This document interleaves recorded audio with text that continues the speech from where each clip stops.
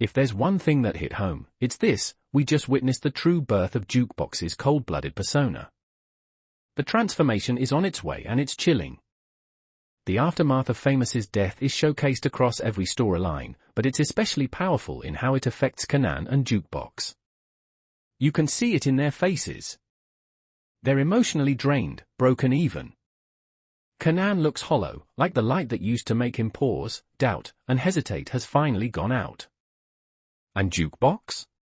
She's practically unrecognizable from who she was in Season 1. She shook down 4 people this episode, and the way she laughed, wild and unhinged, was genuinely unsettling. Tommy's infamous line about her being crazy in power makes so much more sense now. We're watching the gradual hardening of someone who's about to become one of the most feared figures in the Power universe. Famous death also draws a straight line through Kanan's past. It brings to mind that haunting moment when Laces told him, "You don't have any friends, do you?" Looking back, it's painfully true. Dewees and Famous, the 2 closest people to him, are both gone. They were killed when they were still just kids.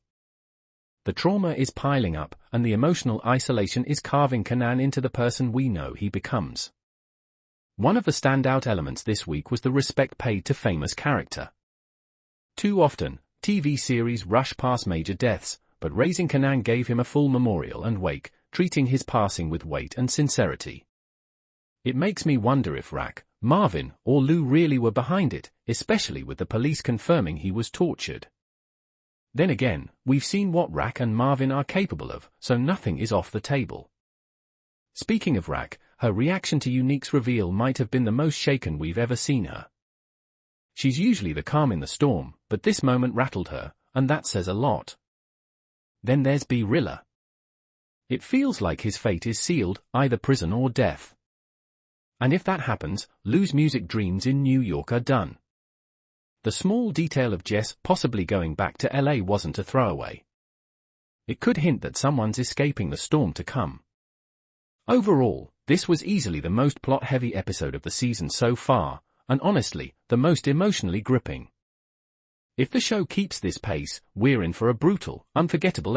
According to the show's official synopsis, Power Book 3, Raising Kenan goes back to 1991 when Supras are the whip of choice and a fly shearling coat is a symbol of status in the hood. Kenan navigates this world of glamour and grit as he comes into his own and gets out of the shadow of his mother, Rak, who runs the streets of Southside, Jamaica, Queens, with her brothers, Marvin and Lulu. Despite Kenan being under their watchful eyes, danger lurks just around the corner. There's Unique, a rival dealer who has his eye on the family's turf, and Detective Malcolm Howard, a pestering cop who gets a kick out of harassing community members and getting under Rak's skin.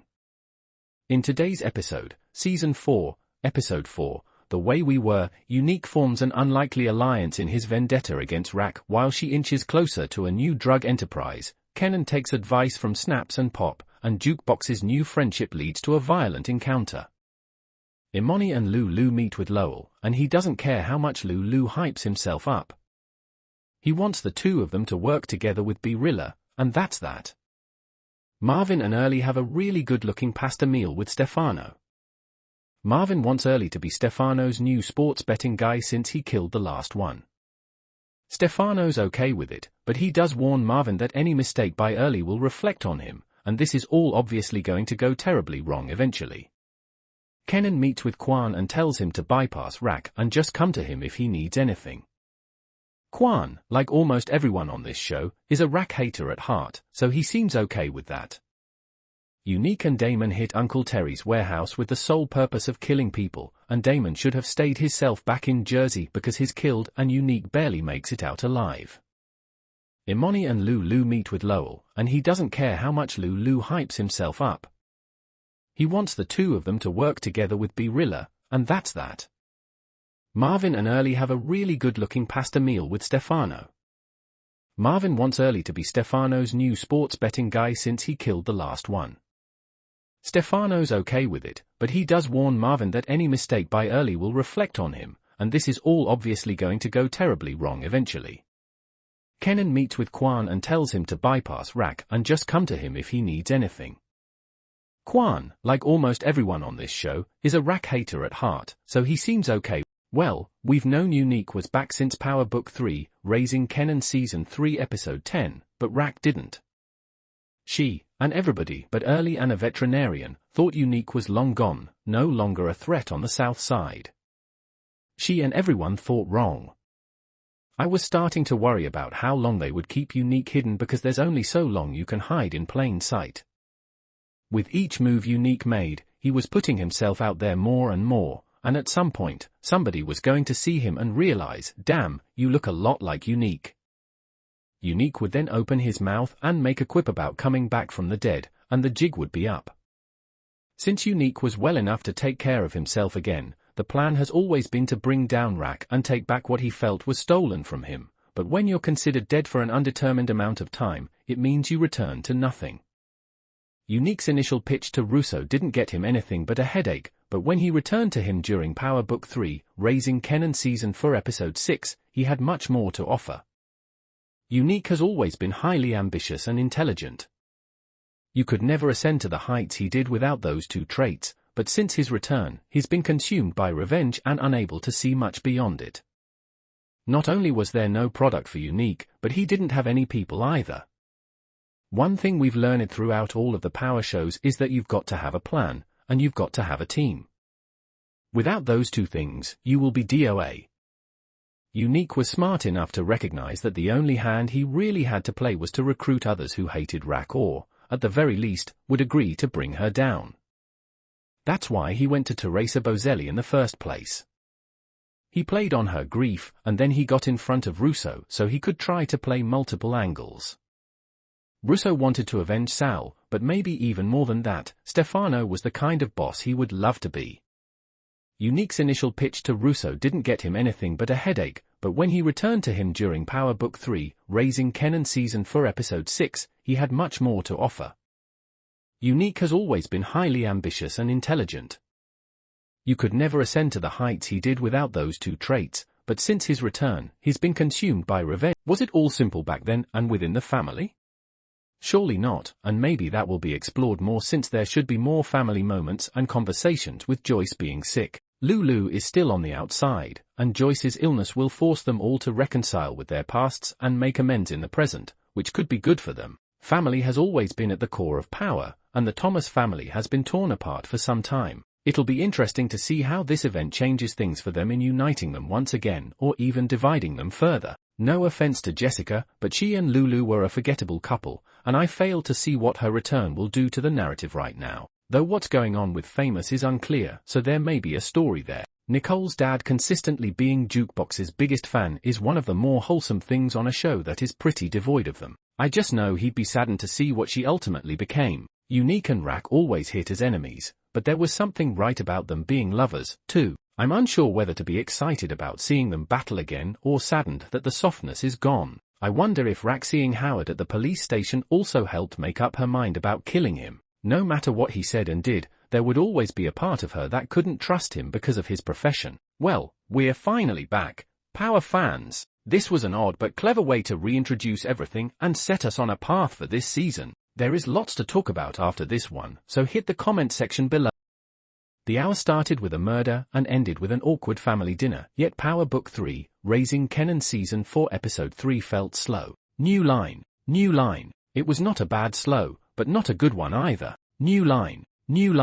It's just a slower setup hour that, hopefully, will get us closer to the meat of this season. New line.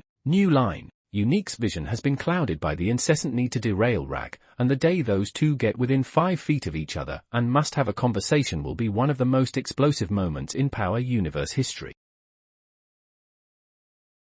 While Tyler understands the concern, he knows that taking Unique anywhere public would be a bad idea. It could only backfire as the people responsible for trying to kill him could still be looking to finish the job. Unique himself tries to go back to the normal world in his injured state, but to no avail. With Tyler's help, he realizes that rather than rushing back into the game, he should use his newfound invisibility as a cloak to carry out his own purpose. In the flashback, we also learn a huge piece of news: Rak is pregnant with Unique's child. The third season showed them exploring a likely relationship. However, it all started to fizzle away once Rak went back into game mode and Unique got taken out by his brother. However, the brief union between them led to Rack's pregnancy. The news is just as shocking to her as it might be for anybody. So, she does what she does best and keeps it hidden from everyone close to her. Instead, she heads off to the local hospital to carry out an abortion on the baby. The doctor asks Rack why she is looking to get rid of the baby. She explains that considering the amount of stuff going on in her life, she has no time for another kid.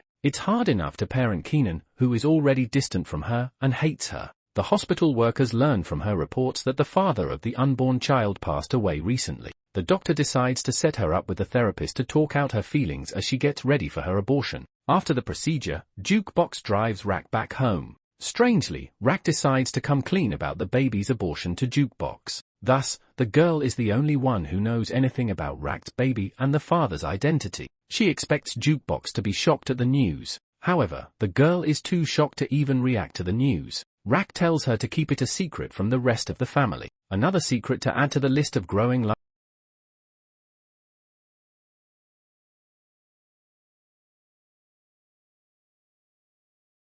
While Unique and Kenan are working through their stuff in the flashback, we also glimpse Marvin and Kenan's life. The former takes on a mission from Stefano Marchetti, the New York godfather, to intimidate Tommaso, his big-shot son-in-law. Tommaso has been running around town cheating on his wife, who is also Stefano's daughter. Marvin is told to rough him up in indirect terms, which he does in an efficient fashion. The New York godfather is pleased by his work and promises that this will only help him in the future, meaning Stefano is likely willing to answer one of his favors. Meanwhile, Kenan has a strange problem presented to him out of nowhere. His high school research project is still due, and he has to complete it by finding out more about one of his grandparents. After all the drug trading and illegal stuff Kenan has been doing recently, it is hard to remember he is a teenager in high school still. However, the research project storyline helps bring a sense of normalcy to his character for a brief period. We see him go back to his grandma's house, asking to learn more about Grandpa Elijah. Somehow, Kenan can sense a bit of kinship with his late grandfather, who his grandmother describes as someone just like him.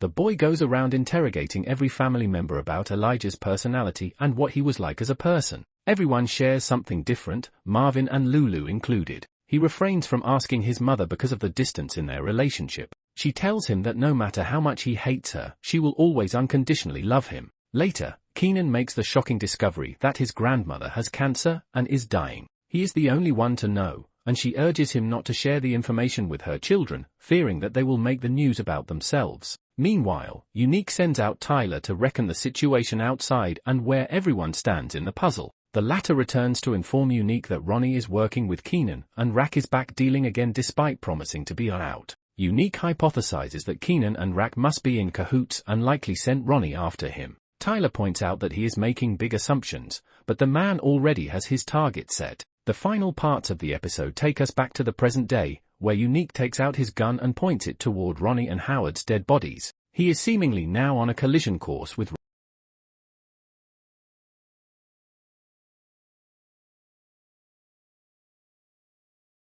Season 4 of Power Book 3, Raising Kenan, brings us back into the folds of the South Jamaica neighborhoods as Kenan continues his journey into the person we know him from. Power. After the shocking ending of Season 3, Episode 1 of the 4th season jumps straight into the thick of the action, providing more details and answers to our burning questions. It feels familiar to go through the same environments that have become so resonant with the series, including Café Vause. It has been a regular destination since Season 3's events, providing a deeper insight into Lulu's character and the music scene that is so pivotal to the series. However, it also plays a vital role in fleshing out the world and the era. Power Book 3, Raising Kenan, introduces a number of fictional locales throughout its various seasons. These places either add to the world-building aspect of the series or have an important relation to specific elements of the plot and characters. Café Vause fits more into the second category. It is a fictional club crafted by Sasha Penn, which brings more clarity and depth to Lulu's ongoing storyline of trying to break away from Rack's world. We have known for quite a while that Lulu is tired of living a life dictated by his sister, who is wrapped up in the dangers of the underworld. While he started the series as a loyal foot soldier who does not question anything, he has undergone a radical shift in his thinking and wants to have nothing to do with his family. To that end, Café Vause presents an opportunity to have a life outside Rack's circle. The club was first introduced in Season 3 as a place that needed revitalization. Lulu sees this as a golden opportunity to have something of his own. His previous plans of succeeding with his record company were also motivated by a desire to break the bonds shackling him to his sister. While it didn't work out exactly as planned, Cafe Vause presented another shot at the same dream. However, in Season 3, we see a progressive decline in Lulu's mental state as he struggles with the guilt of his past life and the inability to move forward. He quickly spirals out of control and becomes a liability to the Thomas family and to Rack's needs. In his desperate state, Cafe Vause is one of the few things that helps him hunger. All it took was a few small pieces of information about Rack and Kanan to set him on a full-blown revenge tour. And isn't it interesting how easy it is to hear something and then jump to every conclusion in the book to fit the narrative you need to sustain your bloodthirsty anger? Unique was not in his right mind, but he was also hell-bent on getting back at Ronnie and whoever else he felt was responsible for what happened to him. Unfortunately, Rack and Kenan fell into that trap once he started hearing about how they were moving. In a perfect world, Unique would have gone straight to Rack, and they would have formulated a plan together, but who could Unique trust? His own brother wanted him dead, so why would he think that his surprise return would be something anyone would welcome when they got something for themselves now that he was out of the picture? Early was right to tell Unique to wait in the shadows because while it may have seemed like he was down and out, he ultimately did have the upper hand. He could move in silence, find the weaknesses, and pounce when the opportunity arose. In a perfect world, Unique would have gone straight to Rack, and they would have formulated a plan together, but who could Unique trust? His own brother wanted him dead, so why would he think that his surprise return would be something anyone would welcome when they got something for themselves now that he was out of the picture? Early was right to tell Unique to wait in the shadows because while it may have seemed like he was down and out, he ultimately did have the upper hand. He could move in silence, find the weaknesses, and pounce when the opportunity arose. But even knowing all those things doesn't excuse her actions because Rack has done some messed up stuff. Rack does what she needs to do to survive and protect the people she loves at all costs, but at the same time, she takes away a lot of their agency. She's created dynamics in which the people she loves don't trust or respect her, which eats at her no matter what. When was the last time we had a new hour of Power Book 3 Raising Kenan? It has felt like 47 years since we saw the events of Power Book 3, Raising Kenan Season 3 Episode 10 play out, and I won't lie to you. I needed a refresher course on everything that went down in the bloody finale, so this hour was a blessing in disguise. Instead of picking up where things left off, the series took another route, taking us back in time to relive all the moments we missed leading up to the shocking finale. I wasn't sure what to make of the decision to jump 3 months back, considering we'd already lived through these events, right? And if they were showing us new things now, why were they not included to begin with? Well, the answer to that was pretty damn easy when some of the first images of Power Book 3, Raising Kenan Season 4 Episode 1 we got was of an alive Unique making his way to a pay phone. We all knew Unique was alive, obviously, but the most fascinating part of the whole hour was seeing how he pulled himself from the woods and then eventually managed to make it to that abandoned warehouse over the course of 3 months. We all knew Unique was a fighter, but he was possessed by the spirit of betrayal and revenge when he willed himself to that pay phone. He was lucky someone was there to answer the call because he wouldn't have made it otherwise. Early was hilarious and a welcome addition to the season already. He was primarily motivated by self-interest, but he was also the only reason Unique got better, and the two of them should make for an interesting little duo. For starters, this was not the same Unique we knew in the past. Unique was always about his business and getting what he felt he deserved, but we also saw his walls break down when he and Rack started their little love affair because the two had much more in common than they ever gave much thought to. Rack often kept Unique at a distance during Power Book 3, Raising Kenan Season 3, whereas Unique seemed to be more invested, in the sense that you could see his feelings more in his actions and words than you could with Rack. When Unique died, Rack had a moment or two to mourn what could have been, but she also didn't dwell on it much and kept it moving, which could be the tagline.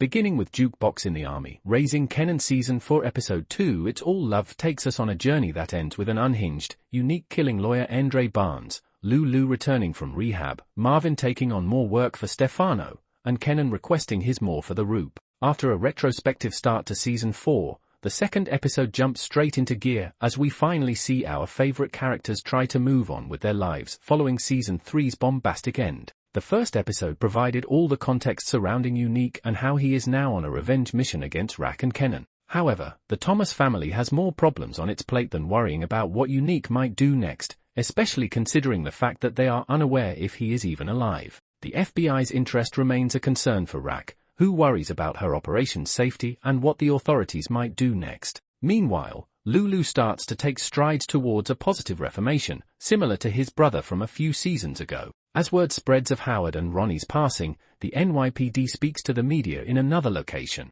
They claim that there was some sort of collusion between the two. Alongside their lawyer, Andre Barnes, Rack and Marvin watch the broadcast live on TV. The latter informs Rack that the task group has disbanded and that any investigation against Marvin has been withdrawn, thereby releasing her brother from outside scrutiny. The matriarch of the family, nevertheless, is still concerned about the FBI's role. Barnes assures her that he will update her on developments. As Kenan goes back to his drug business, Crystal comes by to visit. The two share some tender moments together. Miles away, Lulu is let out of Cedar Shores